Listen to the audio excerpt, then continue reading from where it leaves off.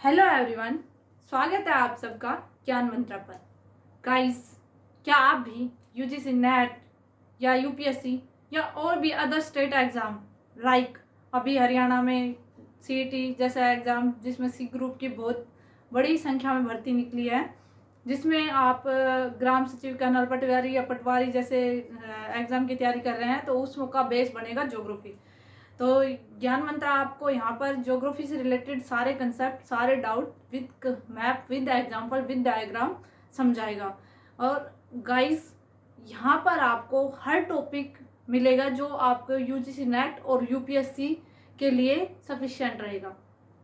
आज हम पढ़ेंगे, हम पढ़ रहे थे इंडियन ज्योग्राफी, और इंडियन ज्योग्राफी में आज हम पढ़ेंगे भारत की नदियाँ। भारत की नदियों की जब हम बात करते हैं, भारत की नदियों के लिए मैंने मतलब कि इससे पहले एक वीडियो डाली थी ड्रेनेज सिस्टम। ड्रेनेज सिस्टम अगर आपको समझ आ गया तो भारत की नदियाँ और इजीली समझ आएंगी। सो गाइस, मैं पहले थोड़ा ओरल में बता देती हूँ आज हम पढ़ेंगे क्या, उसके बाद उसको हम डिफाइन करेंगे। गाइस, भारत की नदियों को हम दो पार्ट्स में डिवाइड करते हैं। फर्स्ट हिमालय की नदियाँ और सेकंड प्रायद्वीपीय भारत की नदियाँ। और भी और अन्य नदियाँ जो मध्य भारत की नदियाँ हैं जैसे नर्मदा, ताप्ती, महानदी, सुवर्णरेखा, इस टाइप की नदियाँ, इनके बारे में बात करेंगे। लेकिन मुख्य तौर पर हिमालय की नदियाँ और प्रायद्वीप भारत की नदियों को पढ़ेंगे। हिमालय की नदियों को हम तीन पार्ट में डिवाइड करेंगे: सिंधु नदी तंत्र, गंगा नदी तंत्र और ब्रह्मपुत्र नदी तंत्र। सो गाइस, आज की क्लास स्टार्ट करते हैं माँ सरस्वती का नाम लेते हुए। आप वीडियो को लास्ट तक देखना। अगर आपको समझ ना आए तो डाउट कमेंट सेक्शन में लिखना, और कोई डाउट हो, शायद डाउट रहे ही ना, क्योंकि हम जीरो से स्टार्ट करते हैं और उसे अपग्रेड करते चलते हैं और हर चीज़ को कंसेप्ट से समझते हैं with diagram, with map. So guys, class आज की स्टार्ट करते हैं। आज हम पढ़ेंगे भारत की नदियाँ।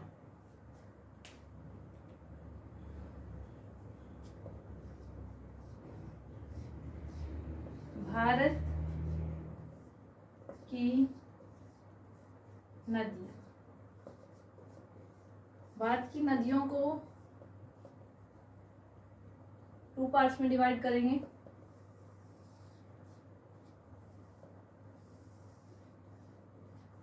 फर्स्ट है हिमालय की हिमालय की हिमालय की नदियाँ, हिमालय की नदियाँ, और ये है प्रायद्वीप भारत की नदियाँ।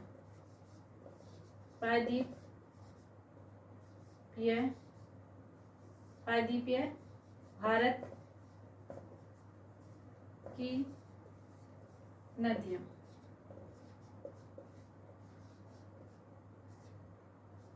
ये हम भारत के साउथर्न पार्ट को हम प्रायद्वीप क्यों बोलते हैं, मतलब कि ये इससे जुड़े हुए क्या मतलब कंसेप्ट है, किस युग में मतलब कि इंडो ऑस्ट्रेलियन प्लेट और यूरेशियाई प्लेट आपस में मिले, हिमालय का निर्माण हुआ। इस ऐसी ही कंसेप्ट से जुड़ी हुई इस ऐसी ही कुछ नॉलेज भरी वीडियो आपको मिलेंगी ज्ञान मंत्रा पर, जो मैं ऑलरेडी करवा चुकी हूँ। तो आपको अगर वो क्लास में भी इंटरेस्टेड है तो उन क्लासेस को भी देख ले, आपकी नॉलेज इंक्रीज होगी। गाइस, ये थी दो पार्ट में हमने भारत की नदियों को बांट दिया, और इनमें क्या डिफरेंस है इन दोनों में। हिमालय की नदियाँ 12 मासी हैं और प्रायद्वीपीय भारत की नदियाँ मतलब कि समय के अनुसार या ये लगा लो ऋतु के अनुसार, ऋतु पर आधारित होती हैं। जब मतलब वर्षा अधिक होती है तो इनमें जल प्रवाह अधिक होता है, और जब वर्षा कम होती है तो इनमें जल प्रवाह कम होता है। यहाँ पर ओनली ऑन आपको 5 नदियाँ ऐसी मिलेंगी प्रायद्वीपीय भारत की, जो आपको मुख्य रूप से 12 मासी होंगी। बाकी और सब छोटी मोटी नदियाँ ऋतु के आधार पर हैं। वो 5 नदियाँ कौन सी हैं? गोदावरी, कृष्णा, कावेरी और नर्मदा और ताप्ती। ये नदियाँ आपको 12 मासी मिलेंगी। बाकी और सारी नदियाँ वहाँ पर ऋतु के अनुसार हैं। और हिमालय की नदियाँ क्या है?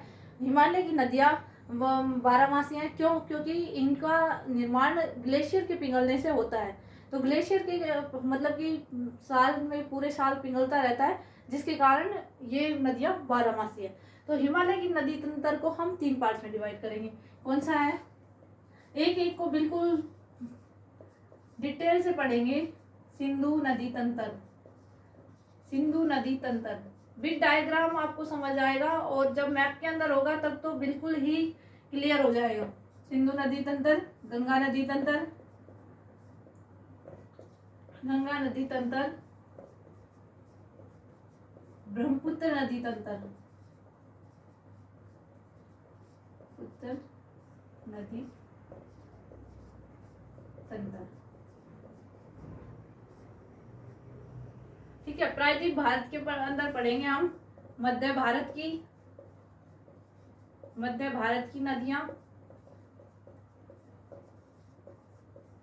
नदियां और दक्षिण भारत की नदियां, भारत की नदियां।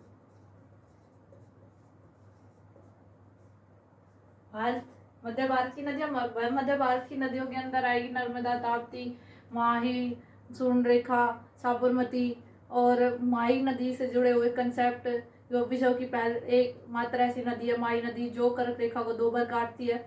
ऐसे ही आपको बहुत सारे कंसेप्ट मिलेंगे जो आपके एग्जाम में आपके एक टाइप से आपको लगता है कि ये कहाँ से आ गया, तो वो चीज़ें हमें कंसेप्ट नहीं पड़ी होती, इसलिए हमें लगता है कि एग्जाम में क्वेश्चन आ कहाँ से गया। इसलिए अगर चीज़ों को कंसेप्ट से पढ़ लोगे, मैप से पढ़ लोगे, तो फिर लाइफ टाइम नहीं भूलोगे। तो ज्योग्राफी का तो यही फंडा है कि आप चीज़ों को मैप से पढ़े, मैप से पढ़ोगे उतना ही आपको ज़्यादा लर्न रहेगा।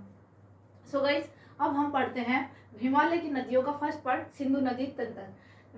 मतलब कि एक क्वेश्चन था आप लोगों से, सिंधु नदी, गंगा नदी, ब्रह्मपुत्र नदी। सिंधु नदी की लंबाई है 2897 किलोमीटर। कितनी? 2897 किलोमीटर।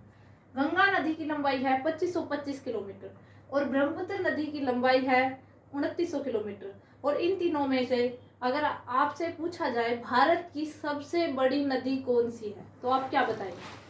भारत की सबसे बड़ी नदी कौन सी है? भारत की सबसे बड़ी नदी अगर इसका देखो, इसका है 2897 किलोमीटर, इसका है 2525 किलोमीटर, इसका है 2900 किलोमीटर। तो आप बोलोगे ब्रह्मपुत्र नदी है ना, इसके लंबाई तो इसकी सबसे ज्यादा है, बट जो भारत के अंदर पूरी तरह से बह रही है वो है गंगा नदी। तो भारत की सबसे बड़ी नदी गंगा नदी रहेगी 2525 किलोमीटर। अगर ये क्वेश्चन को अगर घुमा के ये पूछा जाए कि भारत के नदी तंत्र में से कौन सा नदी तंत्र सबसे बड़ा है, तो उसमें आपको ब्रह्मपुत्र नदी देखने को मिलेगा, तो आपको वो आंसर होगा। तो क्वेश्चन का कंसेप्ट को समझिए, क्वेश्चन में पूछा क्या गया है। तो इसी तरह हर चीज को कंसेप्ट से पढ़ेंगे। करते हैं स्टार्ट सिंधु नदी तंत्र।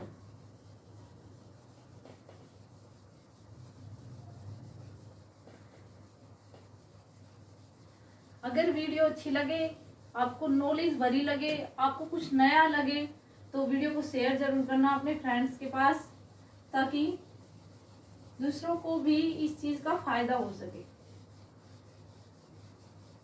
अगर आप चाहते हैं ऐसी क्लासेस आपको मिलती रहे, तो चैनल को सब्सक्राइब करना, वरना कोई जरूरी नहीं है। सब्सक्राइब करो या ना करो, लेकिन अपने फ्रेंड्स को शेयर जरूर करना। सिंधु नदी तंत्र, इसको भी साफ कर देते हैं।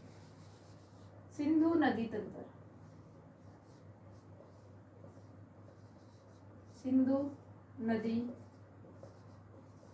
तंत्र, सिंधु नदी तंत्र। पहले हम सिंधु नदी के बारे में पढ़ेंगे, उसको मैप में देखेंगे। उसके बाद सिंधु से जुड़ी हुई बाकी 5 नदियां और हैं जो सिंधु नदी से जुड़ी हुई हैं, उनको भी हम पढ़ेंगे 1 by 1। ओके, सिंधु नदी तंत्र।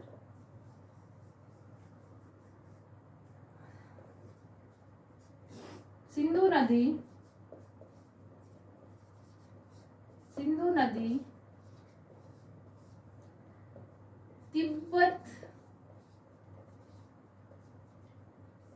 तिब्बत के चेमयुंगदुंग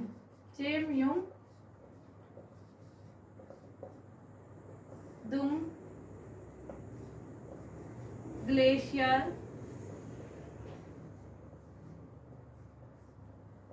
से निकलकर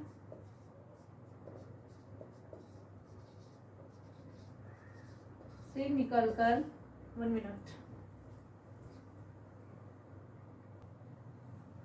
सिंधु नदी तिब्बत के चेमयुंगदुंग ग्लेशियर से निकलकर भारत के चिल्लास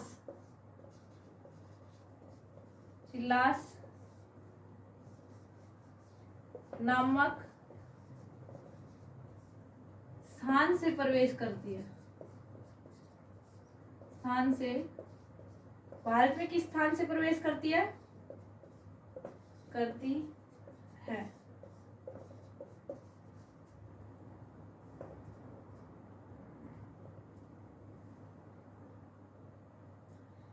ये चिल्लास नामक स्थान से भारत में प्रवेश करती है।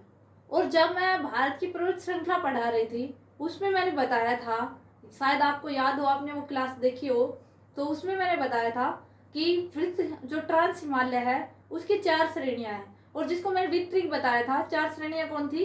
कल जा कैलाश, कैसे कराकोरम, ल से लद्दाख श्रेणी, जा से जास्कर श्रेणी और कैलाश से कैलाश श्रेणी। इनमें से 3 श्रेणी कराकोरम, लद्दाख और जास्कर भारत के अंदर है और जो कैलाश श्रेणी है वो तिब्बत के अंदर है। और इसमें से जो कराकोरम श्रेणी है वो इस time at a time POK के अंदर है।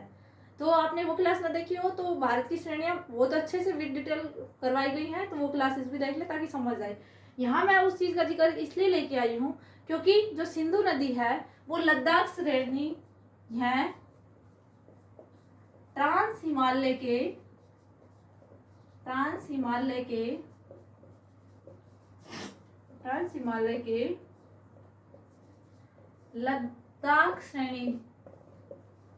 लद्दाख श्रेणी है, जास्कर श्रेणी के मध्य होकर गुजरती है और एक बहुत बड़े गोर्ज का निर्माण करती है। एक बहुत बड़े गोर्ज का निर्माण भी करती है सिंधु नदी यहाँ पे। और पाकिस्तान के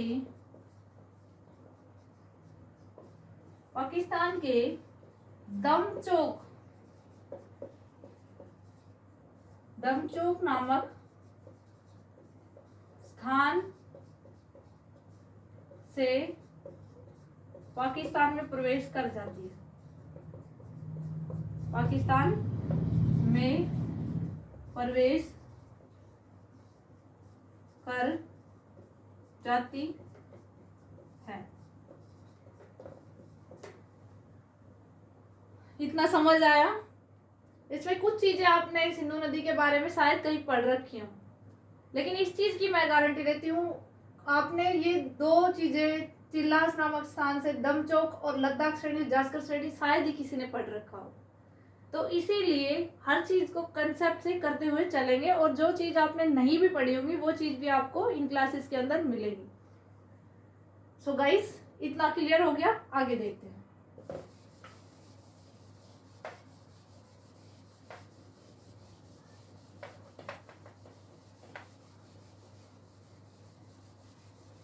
एक बात बोलना चाहूंगी, आप किसी भी एग्जाम की तैयारी कर रहे हो, चाहे वो स्टेट एग्जाम हो चाहे वो यूपीएससी एग्जाम हो, यूपीएससी प्री, आप किसी भी एग्जाम की तैयारी कर रहे हो, किसी भी, जब आप चीजों को नोट करना सीख जाओगे, नोट्स बनाना सीख जाओगे, नोट से पढ़ना सीख जाओगे, उस टाइम आपका एग्जाम 100% क्वालिफाई होगा। सो गाइस, चीज़ों को कंसेप्ट से पढ़ना है तो चीज़ों को नोट करना सीखिए। और इसीलिए मैं लाइन टू लाइन जो चीज़ें मतलब कि एट एग्जाम में पूछी गई हैं, बकवास कुछ नहीं, मतलब यहाँ पे नोट करवा रही हूँ, ओनली उन्हीं चीज़ों को नोट करवा रही हूँ जो एग्जाम में पूछी गई है। इसकी कुल लंबाई इसकी कुल लंबाई, इसकी कुल लंबाई कितनी है? अभी मैंने बताया था 2897 किलोमीटर। और भारत में इसकी लंबाई, भारत में इसकी लंबाई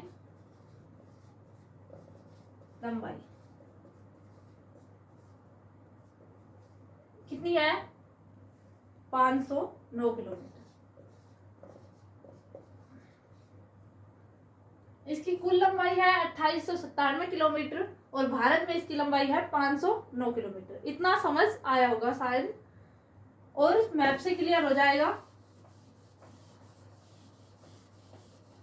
अभी एक बार मैप बनाऊंगी, इससे पहले थोड़ा सा देख लेते हैं हम सिंधु नदी समझौता।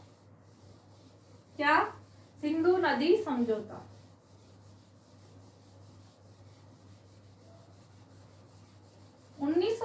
में भारत और पाकिस्तान के बीच एक समझौता हुआ था जिसे कहते हैं सिंधु नदी समझौता।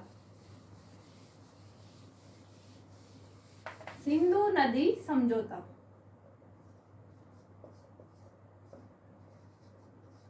सिंधु नदी समझौता।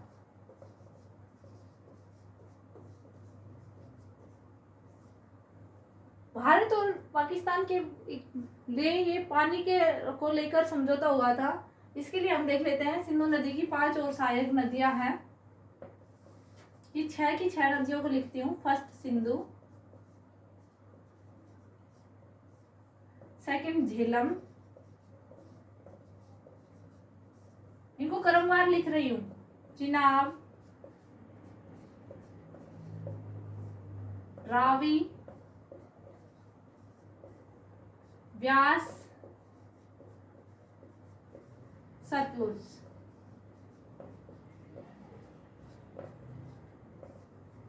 भारत और पाकिस्तान के बीच सन 1960 में पानी जल विवाद को लेकर एक समझौता हुआ था। उस समझौते के अंदर क्या बात हुई थी कि सिंधु, झेलम, चिनाब 3 नदी, रावी, व्यास, सतलुज 3 नदी, ठीक है। इन तीन नदियों का 80% पानी कौन यूज करेगा? पाकिस्तान। कौन यूज करेगा? पाकिस्तान। और 20% पानी कौन यूज करेगा? भारत। ठीक है, क्लियर। और बच गई 3 नदी, रावी, व्यास, सतलुज। इन 3 नदियों का 80% पानी कौन यूज करेगा? भारत। और 20% पानी कौन यूज करेगा? पाकिस्तान। मामला 50-50, किसी को ना ज्यादा किसी को ना कम। आ गया समझ? इन 3 नदियों का पानी 80% पाकिस्तान यूज करेगा, 20% भारत यूज करेगा। और बच गई ये 3 नदी, इनका 80% पानी भारत यूज करेगा, 20% पानी पाकिस्तान यूज करेगा। और एक चीज और नोट करना, ये 5 नदी सिंधु नदी में कहा जाकर मिलती है? ये 5 नदी सिंधु नदी में कहा जाकर मिलती है? सिंधु नदी के अंदर में सिंधु एकमात्र नदी है जो जाकर अरब सागर में गिरेगी। बाकी ये 5 नदी तो कहीं ना कहीं इसमें मिलेंगी। ये मिलती है पाकिस्तान के मिथनकोट में। पाकिस्तान के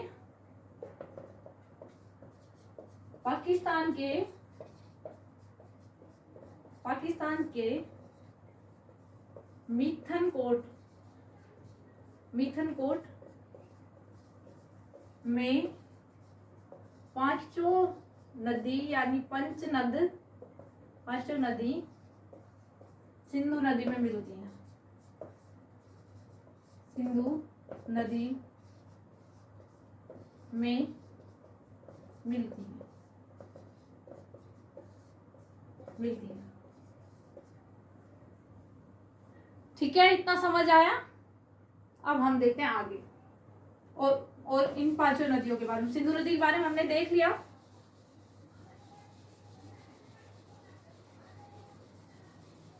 मैप से बताते हूँ पहले। सिंधु नदी काफ़ी अच्छे से क्लियर हो जाएगा फिर सारी चीज़ें।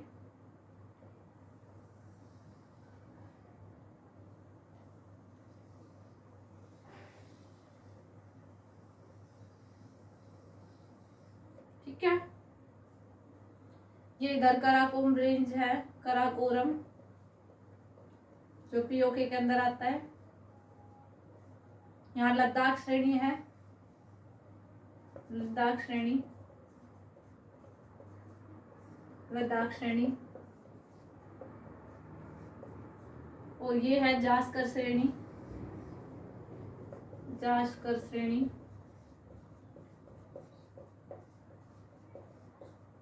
और सिंधु नदी यहाँ से निकलती है चेमयुंगदुंग ग्लेशियर से, चेमयुंगदुंग, चेमयुंगदुंग, चेमयुंगदुंग ग्लेशियर, चेमयुंगदुंग ग्लेशियर यहाँ से निकलती है सिंधु नदी। और इन दोनों श्रेणियों के बीच से होती हुई यहाँ पर एक गोर्ज का निर्माण करती है। आप कमेंट सेक्शन में आप लोग बताएंगे उस गोर्ज को क्या नाम है। यहाँ एक गोर्ज का निर्माण करती है और फिर ये चिल्लास से, तो यहाँ चिल्लास नामक जगह है, यहाँ से तो भारत में प्रवेश करती है और यहाँ एक दमचौक नामक स्थान से पाकिस्तान में प्रवेश करती है और फिर ये ऐसे जाते हुए जाकर अरब की खाड़ी में, अरब सागर में गिर जाती है। ठीक है, ये थी सिंधु नदी। कुल लंबाई 2798 किलोमीटर। भारत में इसकी लंबाई कितनी? 509 किलोमीटर। सिंधु नदी आशा करती हूँ आपको समझ आया होगा। लद्दाख श्रेणी और जास्कर श्रेणी के मध्य होते गुजरती है और जो ट्रांस हिमालय 4 श्रेणी थी, कैलाश श्रेणी यहाँ पर है जो तिब्बत के अंदर है। तिब्बत ये जो पार्ट है पूरा, ये चाइना का पार्ट है, लेकिन तिब्बत कभी देश हुआ करता था, इसलिए हम सब जगह मतलब यही पढ़ेंगे कि तिब्बत से निकलती है, बकायदा चीन का नाम लिए हुए, क्योंकि तिब्बत एक पूरा देश था और जिस पर चाइना ने कब्जा कर लिया। अभी भी पार्ट तो चाइना का ही है, लेकिन हम बोलते तिब्बती हैं।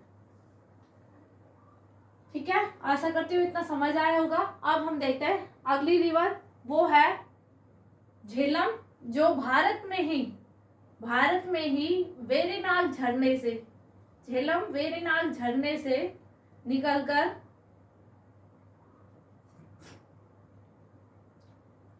वेरीनाग झरने से निकलती है। और जो श्रीनगर में झेलम, श्रीनगर में झील है, कौन सी झील है वो अभी याद नहीं आ रहा। श्रीनगर में एक झील का निर्माण करती है और फिर जाकर सिंधु नदी में मिल जाती है। नेक्स्ट रिवर थी चिनाब रिवर, जो यहाँ पर हिमाचल प्रदेश में केलांग जगह है, केलांग। अभी मैं नोट्स में नोट आउट करवाऊंगी उन चीजों को। केलांग जगह से, केला की तंडी नामक स्थान, केलांग और तंडी, केलांग और तंडी दो जगह है, वहां से दो नदियां निकलती है, चंदर और भागा, चंदर और भागा। ये सिंधु नदी तंत्र की सबसे बड़ी नदी है। चंद्रभागा से बड़ी चिनाब नदी, और चिनाब नदी जाके फिर पाकिस्तान में मिथनकोट नामक स्थान पर इसमें सिंधु नदी में मिल जाती है। उसके बाद है व्यास, नहीं रावी, रावी हिमाचल प्रदेश के रोहतांग दर्रे से निकलकर रावी नदी जाकर ये भी चिनाब नदी में मिलेगी, यहाँ पर पाकिस्तान में। और उसके बाद है व्यास, व्यास एक छोटी सी नदी है, और जो सतलुज नदी, यहाँ पर ये व्यास कुंड से निकलती है और सतलुज नदी तिब्बत से आती है, राक्षसताल नामक स्थान से, राक्षसताल नामक स्थान से निकलेगी सतलुज नदी। और जो पंजाब के अंदर व्यास नदी इसमें मिल जाती है। यहाँ पर गोविंद सागर झील है, और गोविंद सागर झील से इंदिरा गांधी नहर निकाली गई है, जब ये दोनों नदियां आपस में मिलती हैं। और भाखड़ा नांगल डैम भी है यहीं पर पंजाब के अंदर। और ये सतलुज नदी, ये पांचों एक साथ ही मिलती है मिथनकोट में। ये यहाँ है मिथनकोट, और ये सारी यहाँ आकर मिलेंगे। ये इसमें मिलेगी और ये इसकी साइड में। ये है सिंधु नदी तंत्र। अब इस चीज को मैप में आपने देख लिया है, अब इसको नोट्स के टाइप में मैं अभी रिटर्न करवा रही हूँ इन सभी नदियों के बारे में। कुछ सम फैक्ट्स, ज़्यादा कुछ याद करने की जरूरत नहीं है, ज़्यादा कुछ लंबा चौड़ा एग्जाम में कुछ नहीं आता। जो जो मेन फैक्ट्स एग्जाम में पूछे गए हैं वो फैक्ट्स नोट आउट करवा देती हूँ।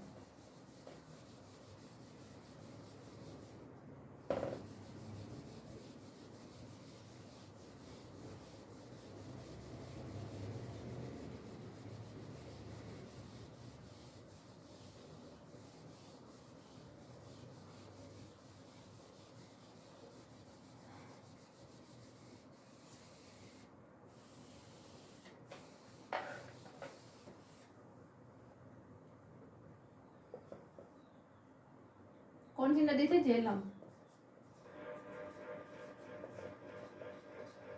यह वेरीनाग झरने से निकलकर श्रीनगर में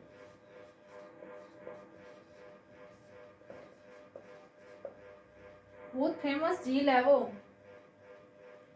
एक सेकंड, झील तो थी। वेरीनाग झरने से निकलकर श्रीनगर में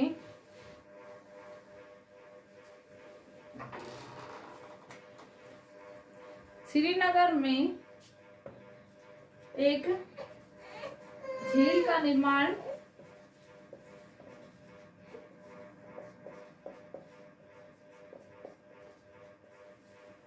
करती है। नेक्स्ट है चिनाब। चिनाब नदी ये हिमाचल के केलांग में तंडी, दो अलग अलग स्थान हैं, केलांग और तंडी, इनसे दो नदियां निकलती हैं। इससे केलांग से चंद्र और तंडी से भागा,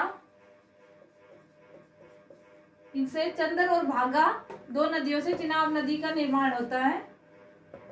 चंद्रभागा से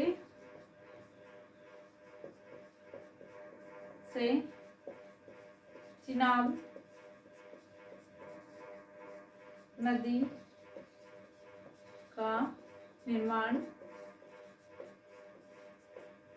होता है। और ये सिंधु नदी तंत्र की दूसरी सबसे बड़ी नदी है।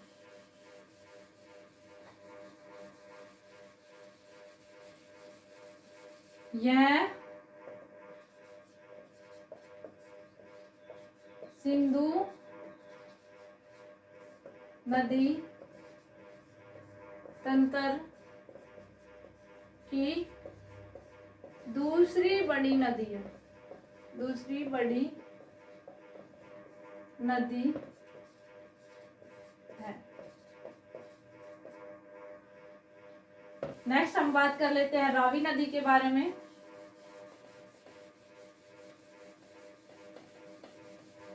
रावी नदी,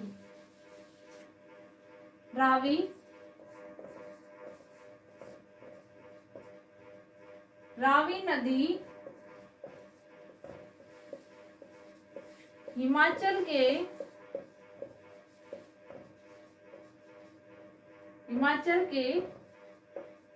रोहतांग दर्रे से निकलती है। और ये कौन कौन श्रेणियों से होकर बहती है? दर्रे से निकलती है। काफी बार पूछा गया क्वेश्चन है, रावी नदी किस हिमालय से निकलती है और कौन सी श्रेणियों से निकलती है? जब मैंने हिमालय के बारे में पढ़ाया था तब मैंने मध्य हिमालय की श्रेणियां करवाई थी, जो आपको याद हो तो विट्रिक मैंने करवाया था। पीर की मजार पर नाग, धोला नाग रहता है। पीर की मजार पर धोला नाग रहता है। इसे 4 श्रेणियां होगी, पीर पंजाल, धोलाधार, महाभारत श्रेणी और नागटिब्बा। महाभारत श्रेणी और नागटिब्बा ये दोनों नेपाल के अंदर हैं, और धौलाधार और पीर पंजाल ये भारत के अंदर है। तो रावी नदी पीर पंजाल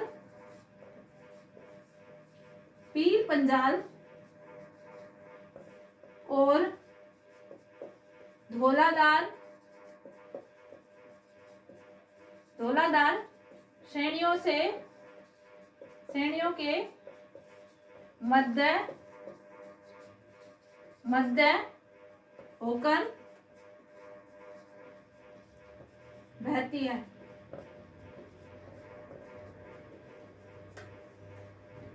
ठीक है, इतना समझ आया। अब हम बात कर लेते हैं व्यास एकमात्र सिंधु नदी तंत्र की एकमात्र ऐसी नदी है जो भारत से ही निकलती है और भारत में ही सतलुज में मिल जाती है। एकमात्र ऐसी नदी है सिंधु नदी तंत्र की जो भारत में ही बहती है। व्यास नदी, यह व्यास कुंड से निकलकर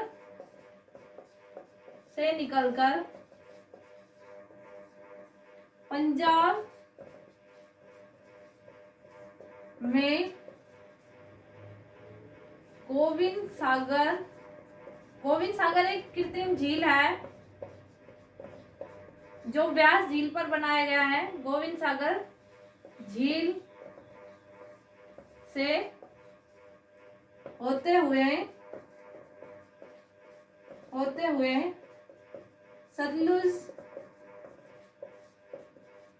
सतलुज नदी में मिल जाती है।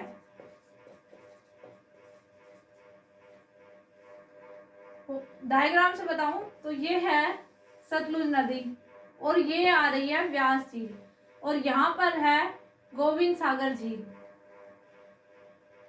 और यहाँ पर है भाखड़ा डैम। भाखड़ा डैम विश्व का दूसरा सबसे ऊंचा डैम है, भाखड़ा बांध।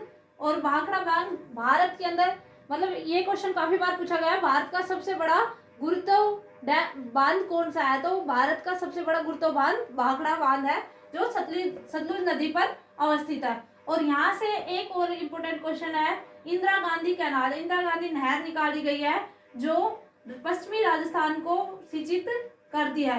हरियाणा से होते हुए ये राजस्थान में जाती है, और इसी नहर के ऊपर हरियाणा और पंजाब का विवाद बना रहता है। ठीक है, अब हम आगे करते हैं सतलुज नदी।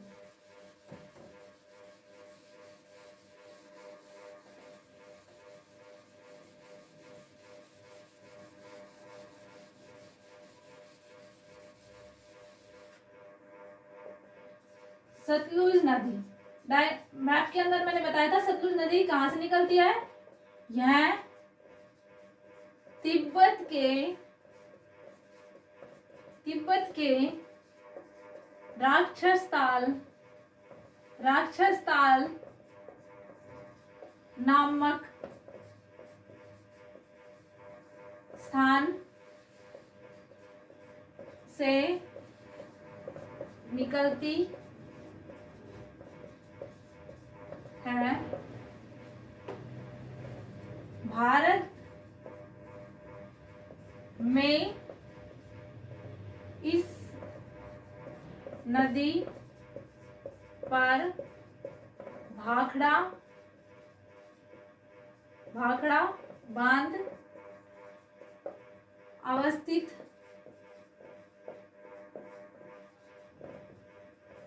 है, और यह पाकिस्तान के मिथनकोट में सिंधु नदी से मिल जाते हैं, सिंधु नदी से मिल जाती है।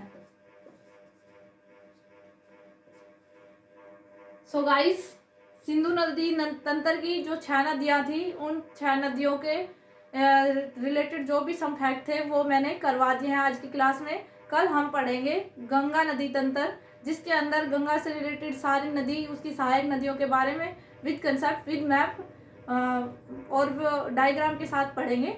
आज की क्लास आपको अच्छी लगी हो तो क्लास को शेयर करना ज़्यादा से ज़्यादा, और भी कोई भी डाउट हो तो उसे कमेंट सेक्शन में लिखना। ये आज के लिए इतना ही। Thank you.